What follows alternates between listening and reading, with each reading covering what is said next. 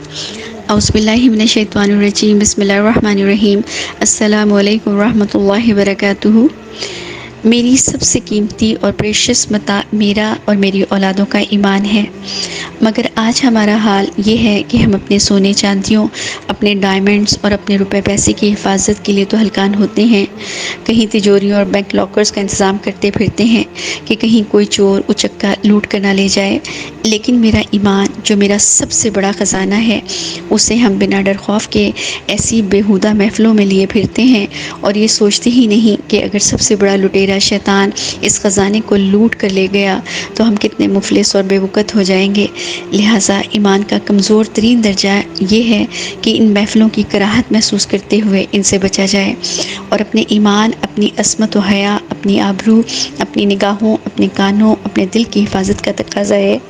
کہ نہ خود ایسی مجالس میں بیٹھا جائے اور نہ ہی اپنی اولادوں کو ایسی محفلوں میں بیٹھنے کی اجازت دی جائے، کیونکہ صحبتوں کا اثر ضرور آتا ہے اور اللہ نے ان محفلوں میں بیٹھنا اس لیے بھی منع فرمایا ہے کہ جو ان محفلوں میں بیٹھے گا اللہ کی نظر میں وہ بھی انہی جیسا ہو جائے گا، کیونکہ تماشا لگانے والے اور تماشے کو رغبت سے دیکھنے والے اللہ کی نظر میں دونوں ایک ہی برابر ہیں، اور اللہ نے ان تمام کے لیے فرما دیا ہے ان اللہ جامع المنافقین والکافرین فی جہنم جمیعا، یعنی بے شک اللہ منافقوں اور کافروں کو جہنم میں اکٹھا فرمائے گا۔ اور یاد رکھیں کہ منافق قانونی طور پر کلمہ گو مسلمان ہی ہیں، مگر اللہ ان کو کافروں کے ساتھ جہنم میں اس لیے اکٹھا کرے گا، بلکہ ان منافقین کو جہنم میں کافروں سے پہلے اس لیے ڈالا جائے گا کیونکہ یہ اللہ کو تو ماننے کا اعتراف کرتے تھے، مگر جب انہیں اللہ کی ماننے کو کہا جاتا تھا تو پھر یہ اپنے دعوے سے پھر جاتے تھے۔ اسی طرح حضرت محمد صلی اللہ علیہ وآلہ وسلم کو تو مانتے تھے، مگر جب ان کی سنت اور حدیث پر عمل کرنے کو کہا جاتا تھا تو انہیں شریعت کو ماننے میں اپنی موت نظر آتی تھی۔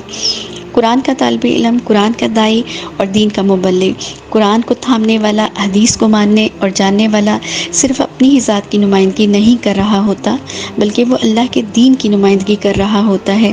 لہٰذا اس داعی دین کا اخلاق و کردار اس پر قرآن کی تعلیمات کے اثر کا ثبوت دیتا ہے۔ اس داعی کی بول چال سے، اس کے حسن کردار اور اخلاق سے، اس کے لباس و حجاب سے، اس کے حقوق العباد ادا کرنے سے، اس کی رحم دلی اور درگزر کی صفت سے، اس کے عفو درگزر سے، اس کی صلہ رحمی سے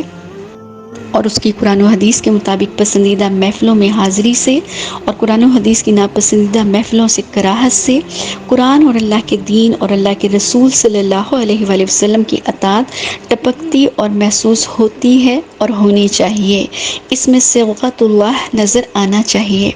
اگر کسی قرآن کے داعی کے کسی ناپسندیدہ محفل میں بیٹھنے سے کسی نے اس محفل کو درست جان لیا تو کہیں ایسا نہ ہو کہ آپ داعی دین کے بجائے برائی کے ایمبیسڈر ہی بن جائیں۔ اگر ہمارا تعارف ہمارے گھرانے اور معاشرے میں یہ ہے کہ ہم قرآن پڑھتے اور پڑھاتے ہیں،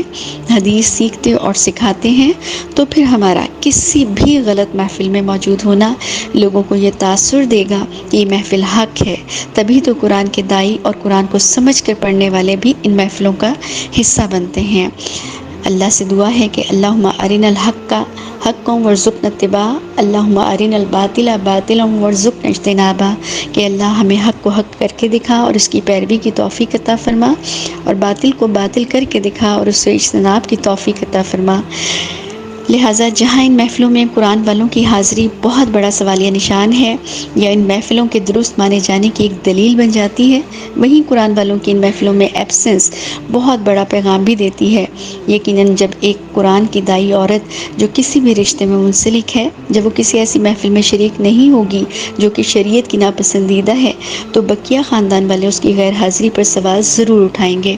اور تب اس محفل میں آپ کی غیر حاضری ایک خاموش تبلیغ ہوگی اور کہلایا جائے گا کہ وہ قرآن و حدیث پڑھتی اور پڑھاتی ہیں، اور ان کا کہنا ہے کہ یہ سب جو کچھ ہو رہا ہے قرآن و حدیث کی روح سے غلط ہے۔ لہٰذا جب ہم اس ہونے کو روکنے کی قدرت نہیں رکھتے تو کم از کم ان محفلوں میں شرکت نہ کر کے اپنا ایمان بچا رہے ہیں، اور ان محفلوں کو بپا کرنے والوں اور ان میں شرکت کرنے والوں کی فہرست میں اپنا نام لکھوائے جانے سے خود کو بچا رہے ہیں۔